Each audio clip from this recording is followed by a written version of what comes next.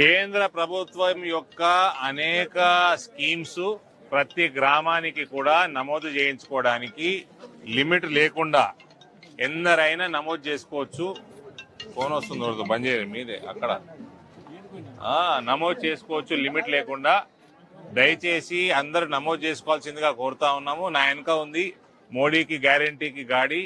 రాష్ట్ర ప్రభుత్వం నుంచి అన్ని డిపార్ట్మెంట్ల అధికారులు మీ గ్రామానికి వస్తారు.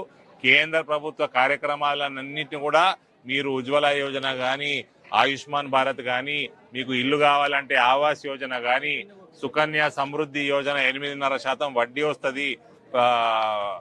ఆడపిల్లలు పుట్టినప్పుడు నమోదు చేసుకొని బ్యాంక్ అకౌంట్లు తెరుచుకుంటే అందరికి కూడా ఆధార్ కార్డులు అప్డేట్ చేసుకోండి. కొత్త బ్యాంక్ అకౌంట్ లేని వాళ్ళు బ్యాంక్ అకౌంట్లు ఓపెన్ చేసుకోండి. అందరు కూడా కేంద్ర ప్రభుత్వం యొక్క లైఫ్ ఇన్సూరెన్స్ 2 స్కీమ్లు ఉన్నాయి, అందులో నమోదు చేసుకోండి. 2 లక్షల రూపాయలు ఏదైనా అఘాయిత్యం అయ్యి ఎవరైనా చనిపోతే వాళ్ళకి ఇన్సూరెన్స్ వస్తుంది.